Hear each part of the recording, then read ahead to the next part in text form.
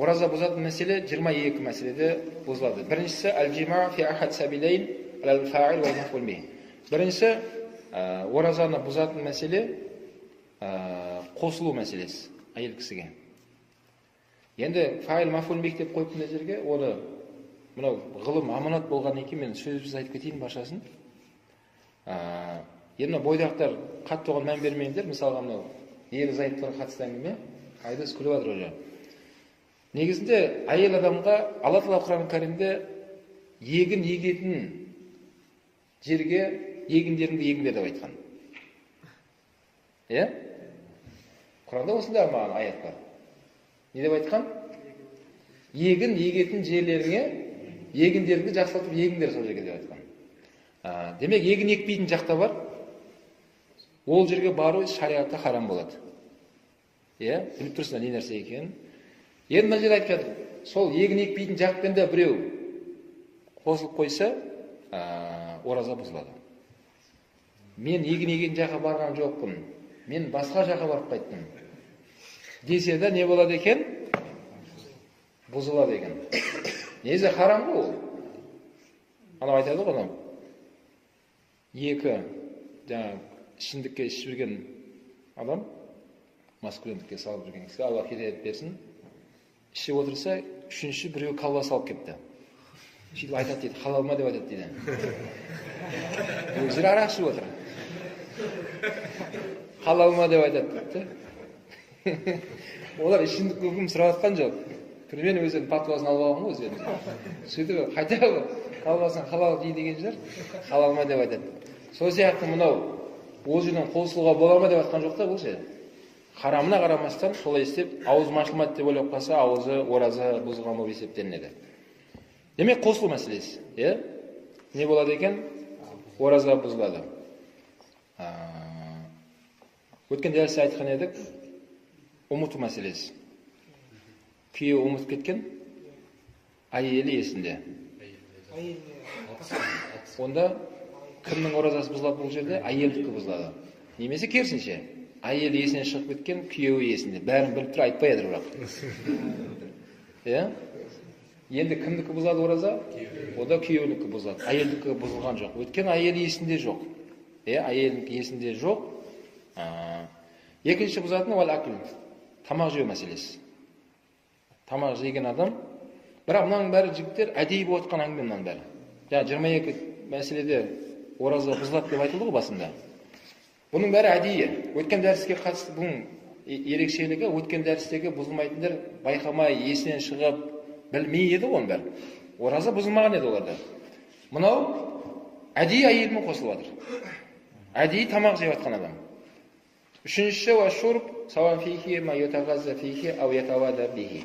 Үшінші кез келген сұйықтық ішу. Ол қаласа оған азық болатын су болсын, немесе ол дәрі дәрмек болсын, кез келген сұйықтықты ол ішті. Бірақ біліп тұр ішті. Бәрін біледі, ораза екенде есінде. Енді ауырып тұрмын ғой деді, кішкене нені дәріні ішіп жіберді. Не болады? Ораза бұзылады. Төртінші, жаңбыр жауып жатыр, аузын ашты да, керемет екен ғой, есінде бәрі. Аузына жаңбыр су кіріп жатыр, ол ішіп жатыр. Кейін, мен кружкамен ішкен жоқпын, жай жауынға шыққан болмаса деп, ол сылтау айтпай-ақ қойсын. Ол есінде, және қайталап айтамын. Ал байқамастан, есінде жоқ, ораза екен, мүлдем есіне шығып кеткен. Ауыз аңқиып, керемет болады ғой деп, ішіп жатыр. Бірақ есінде жоқ. Не болады оразасы? Бұзылған жоқ. Мына жерде бұзылып жатқан мәселе әдейі есінде біледі бәрін. Бұзылады. Бесінші,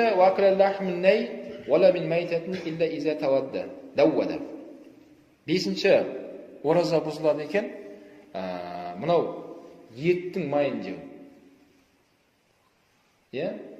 Бір желді шықты ғой уақытысында. Шошқан етін жеу харам деп қояды. Майын жеу харам дей ма? Етін харам дей ма? Бірақ майын жей берсең болады дейді. Сондай бір ақылсымақ біреу ағамыз бір шығып айтты ғой бір нені. Не дейді? Шошқан ет харам дейді, дұрыс дейді. Бірақ оның майы не дейді? Жей беруге болады ғой деді де, мына біреуді ет жеуге болмайтын біліп тұр, оразамын деп тұр. Сөйтті да майын жеп алды. Берік бола тұра. Сәресін айтпа, сәресінде болады ғой бәрін. Ау?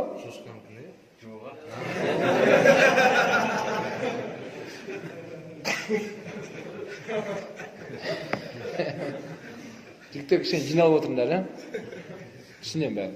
Көп араларымызда күлмеңіздер. Мүмкін жұмыста жүреді көп адамдар. Шаршап отқан болуы мүмкін. Жаңа шошқа деп отқан мысалға келтіріп жатырмын. Мысалы, бір адам шықты да уақытысында желіде. Сөйтіп жаңағы өзінің пәтуасы ғой енді. Ол айтады.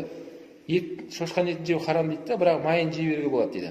Өйткені Құранда не айтылмаған дейді? Май айтылмаған дейді оның. Оның өзінің жеке иштихады, өзінің жеке бір ізденісі шығар. Бірақ шошқа деп айтма, бітті. Хинзир деген сөз шошқа толық комплекс бәрі кіріп кетті оның ішіне. Шошқа хинзир деп айтқан жерде. Ет деп те айтпаған да Алла Тағала Құран-кәрімде. Хинзир деп айтқан. Хинзир деген толық шошқаның бейнесі ол. Бітті, бәрі тұяғымен қосып бәрі кіріп кетті оның ішіне. Ал жаңа кісі деп айтып жатыр, ол жерде етті айтқан деп өзінше бір нәрсені шығарды да, сөйтіп ол майын жеуге. Енді мына мысалға айтып жатқаным, соны алып келген мысал ол. Не деп жатыр? Етті жесе ораза бұзылатынын біледі бұл адам. Сөйтті де ол не жеді? Майын жеп жатыр. Сөйтіп ойлап қалды, бұзылмайтын шығар деп ойлағаны ғой енді. Сөйтсе шейх айтады, жоқ, не істеді? Бұзылды дейді. Тіпті сол бір өліксенің майы болса да дейді. Не үшін десе, кейде қазір адамдар не бір нәрселерді ойлап айтып жатыр қазір. Ана бірдеңенің қанын ішсең дейді, мынандай болып кетеді екенсің дейді. Ана бірдеңенің бір майын жесең дейді, мұндай болып кетеді екенсің. Бауырлар, бірақ нәрсені айтамыз, дәрігерден сұрау керек ол нәрсені. Бұл Құрандағы аят, фасалу ахли зикр деген. Алла Тағала дейді, кез келген саланың маманы бар, маманнан сұраңдар дейді. Ондайды қою керек негізінде. Адамдар жоқ нәрсе реклама қыла береді. Өйткені біреу жарқанаттың несін айтамын деп, елдің бәрі жарқанат іздеп кетті ғой, оны сұрап жатқан жоқ мамандардан. Не бір мошенниктер шығып, сөйтіп ақша істепті. Жоқ жарқанаттың бір несін іздеген болып, тапқан болып, бір-біріне саудаға салып, мысалға да, қазір адамдар бірдеңені айтса, адамдар сене беретін болды. Ондайға сенуге болмайды, бірден маманнан сұрау керек. Мысалы, біреу айтады, ана бұғының дейді, мүйізін кесіп дейді, тірі тұрған кезінде ана қанын ішсе дейді, бірдеңе болады екенсің дейді. Қаншама бұғы кетті десеңші. Мен оны сұрадым, не пайдасы бар екен десем, ана еркектің таяғына мықты екен дейді. Таяғы мықты болады екен дейді. Мен таяғында проблема бар ма деймін да? Жоқ, нормально оқып қойды. Проблема болса барса дәрігерге. Сол таяғына емдейтін, қарайтын мамандар бар. Арнайы соны неше жыл оқыған солар. Сол таяққа не керек екенін біледі солар. Оған уақытың болмаса, онда атқа мін барып деймін. Атқа мінді шауа бер. Атқа мінуге де жағдайың болмаса, аяғыңда не? Жылы жыста. Бір ақсақалдан сұраған екен, аяғыңыз жаздың күні қалың киініп алыпсыз ғой десе, аяғы жылының қаяғы мықты болады деп айтады дейді. Сен түсірме бауырым. Түсірмейді. Түсіретін әңгіме болатқан жоқ, дәріс болатын жерде. Жарайды. 6-шы оразан бұзатын мәселе акл шахм. Жаңағы май еді ғой, май. Өлік сенің нен. Ал мынау шахм деп атқан кәдімгіден май. Бар ғой май. Нанға жағып жейміз, нет жейміз, шахм. Сол майды жұтсы жерді. Тамағым жөді, нетіп тұрма білмеймін деді да, жұты жіберді. Біледі ораза екенін. Не болады? Бұзылады. 7-ші ораза бұзатын қадидул лахм, мынау тұздалынған, кептірілген ет жейміз біздер. Сүрленген ет. Сүрленген ет жесе ораза бұзылады. Ол ойлап тұр ғой, свежий ет жеген жоқпын мен сүрленген ет жедім, немесе сондай кептірілген ет жедім. Бұзады. Енді сіздер ойлаймыз ғой, кейде жаңағыдай логика деген нәрсе бар емес па? Десек, ғұламалар білесіздер ме, не үшін айтып кеткен бұл нәрсенің бәрін? Өйткені адамдардың деңгейлері әртүрлі болады екен. Уақытысында бір әлі Әлиасқарға оқуға кетпеген кезім, Біздің өзіміздің ауылымызда бір дәріс болып жатқан еді, бір ұстаздың. Мен соған бір қатысып отырған едім. Кейін алдында отырған бір жігіт сұрақ қойды ана ұстазға. Мынандай сұрақ қойып жатыр. Мысалға, қай жылғысың деп айтса дейді, ана жігіт 78 жыл екен, 78 деп айтсам дейді. Өтірік емес па дейді. Кейін осы жоқ өтірік емес десе, енді ұстазбен ол тартысып жатыр. Қалай өтірік емес дейді. Мен негізінде 78 емес, 1978 жылғымын ғой дейді ана жігіт. Қара, логика деген нәрсе бар ғой, 78 десең белгі ғой, 78 жылғы адам емес қой ол. Оның алдында 1900 деген автоматически ойымызда тұрады ғой. Дұрыс па? Адамда логика деген нәрсе бар. Десе ана жігіттің сол несі төмен екені содан ақ білініп тұрды. Ана ой өрісі, ойлау қабілеті мүлдем төмен адам. Ол айтып жатыр, қай жылғысың деп айтса, 78 жылғымын десем, өтірік айтып қойған жоқпын ба деп сұрақ қойып жатыр да. Ұстаз деп жатыр оған, өтірік емес дейді. Оған жауабына қанағаттанбасын, және ол айтып жатыр, жоқ, қалай өтірік емес. Мен 1978-мін ғой деп, еще өзі оны шарттап жатыр ғой.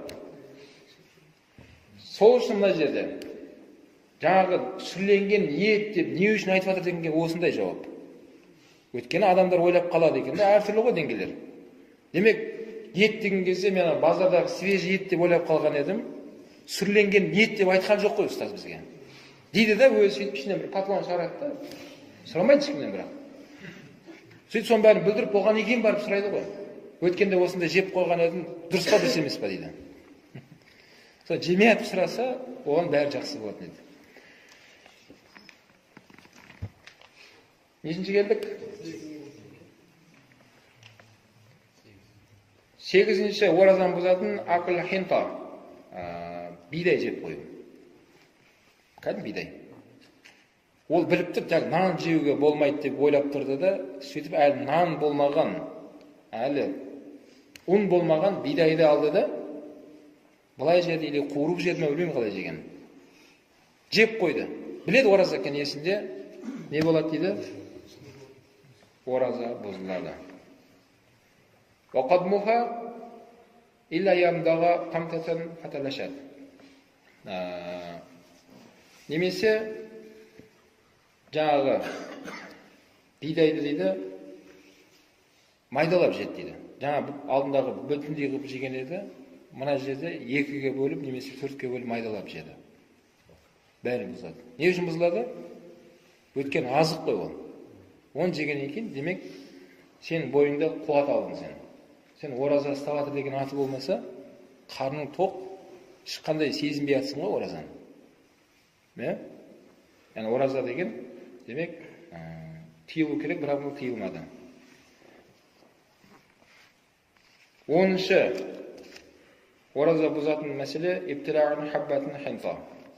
Немесе жеген жоқ, жаңағы бидайдың дәнін жұтып қойды. Жеген жоқпын дейді. Жұттым мен дейді. Бұзады. 11-ші иптилаға симсиматын ау нахвиха мин харижи фамихи фил мақтар. Симсима деген дәннің көлемі, кішкентай дән. Жаңа мына біреу сұрады менен, дән сіз де сұрадыңыз ба? Кәдімгі өсімдіктің дәндері болады ғой.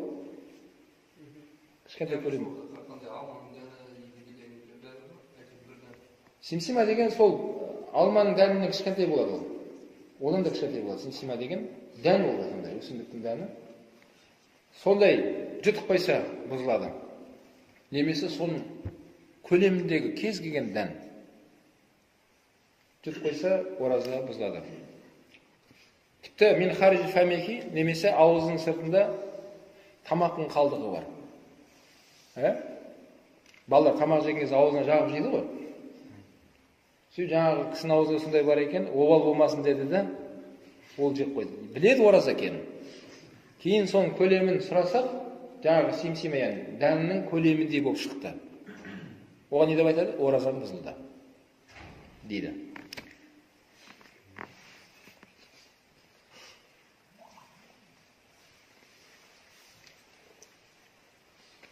Он екінші оразаны бұзатын акл тин армани деп атқан қатқан топырақ бар ғой, кесек. Көбінесе әйел кісілер жер кезде кесек жеп кетеді ғой. Мысалы біреу витамин сондай денесіне керек болғанда кесек жеді. Мен тамақ жеген жоқпын дейді. Қарын тойдыратын нәрсе емес ол дейді.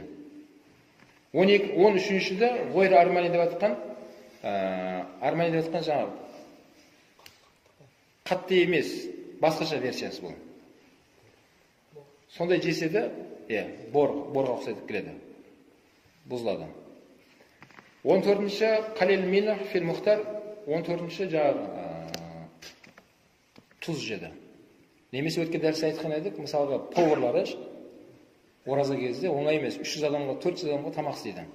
Аузы ораза. Біз өткен дәрісте бұзбайды деп айттық. Не еді ол? Дәмін көрді. Тілін тигізеді де, дәмін көреді, тұз қалай болып тұр тамақтың. Түкіріп тастайды ол. Ал мынау повар мынау. Бұл қайда жеп көріп отыр. Тағылып сөйтіп айтады, мен тамақ жеген жоқ, мен тұзын көрдім дейді. Тұз жедім дейді. Не болады? Бұзылады. Екеуін шатыстырмау керек. 15-ші. Уептилаға бузақ заужатихи. Мынау ерлі зайыптарға қатысты әңгіме, бойдақтарға қатысты емес. Әйелімен жаңағыдай бір сүйісті де, сөйтіп аузында түкірін жыртып қайды дейді. Еді адамына. Жайтты ғой. Аузы ораза де. Ау? Бұзады. Сүйіспендер. Бұзады екен. Өте ықтият болу керек. Өзің түкірің өзің бұзбайды, бірақ сырттан саған кіріп жатыр ғой. Кез келген сырттан кірген нәрсе бұзады. Ал садиқихи депті, немесе досын бөгде ер адамдардың, бөгде адамдардың да түкірігі оған аузына кіретін болса, әрине оның суреті мүмкін басқаша болатын шығар. Әртүрлі жағдай болады ғой. Мысалға біреу жаңағыдай құлаған кезде көп адамдар аузына үрлеп, не береді? Дәхане береді. Соның мысалға түкірігі аузына кіріп кетті бұның. Аузы ораза еді. Мысалға деп атырмын. Жұтып қойса ауыз бұзады, ораза бұзады мына адамда. Оның сурет көрінісі әртүрлі болады, әртүрлі жағдай болады. Әрине ден сау адам біріншіден ондай істемейді ғой. Бірақ сондай жағдайға түсіп қалған кезде, басқа адамнан сондай түкірік саған өтсе, жұтып қойса не болады? Бұзылады. Одан кейін неш? 17. Аклугу амдан бa'да ғибатин. Біреу ғайбат сөйлеп қойды. Аузы ораза ғайбат сөйлеп қойды да, болды, бітті. Аузым ашылып кетті, әкел суды. Депті су ішерді. Немесе бірдеңе жеп қойды. Әдейі. Ол ойлап тұр, ғайбат ауыз ашып жібереді. Демек, аузым ашылды по-любому. Кешкесін өзімді қинап, нетпей ақ қойын, тамағымды жей берейін, болды, бітті бүгін. Деп жеп қойса ауыз бұзылады, ашылады. Өйткені ғайбат негізінде оразаны бұзбайды. Бірақ айтарымыз, тыйылыңдар ғайбаттан, өсек айтпаңдар, ғайбат сөйлемеңдер. Оразамын деп кетіп қалыңдар деп айтамыз ғой халыққа. Жұмада айтамыз, уағызда айтамыз. Оны жаңағы адам сол күнде қабылдап алды да ойлап қалды. Демек, ғайбат деген нәрсе оразан бұзады деп ойлап қалды. Сөйтті де біреудің атына әкесін танып тұр ғайбат сөйледі. Ондай екен, мұндай екен деді де, кейін есіне түсіп қалды. Болды, аузым бітті. Деді де, жеп қойса бұзылады дейді. Және айтамыз, ғайбат сөйлеу нені бұзбайды екен? Бірақ ол деген сөз ғайбат сөйлейбе деген сөз емес, жігіттер. Және айтамын, ораза болсаң да, ораза емес болсаң да ғайбат сөйлеуге болмайды. Ал ораза қатысты да, ол оразасын бұзбайды. Ау хижаматин. Хижама жасау. Не еді хижама деген? Қан алдыру. Қанын алдырды да, сөйтіп ойлап қалды, бұзылды деп ойлады да, сөйтіп тамақ жеп қойды артынша. Бұзылды. Бұның хижама аузын бұзған жоқ. Сол хижамадан кейінгі жеген тамақ оның оразасын бұзды. Өткен дәрісте өтті, хижама не емес? Ораза бұзылмайды. Бірақ кейбір ғұламалар айтқан, ауыз ашқаннан кейін хижама алдыру керек болса, сол кезде алдырғандардың абзал деп айтқан. Өйткені қаныңды алған кезде адам әлсірейді. Әлсіреп, басы айналып, қатты қиналып қалады. Онсыз да азадан бері қарның ашып жүрген адамсың. Сол үшін, егер жаңағыда давлениесі көтеріліп өткен дәрісте айттық қой. Сонда бір экстренный жағдай болса, онда хижама алдырса болады. Хижама алдырғаннан кейін де ойлап қалмасын деп жатыр, ораза бұзылмайды. Ал жеп қойса, сол жеген нәрсе оразасын бұзады. Ал бағда мәс.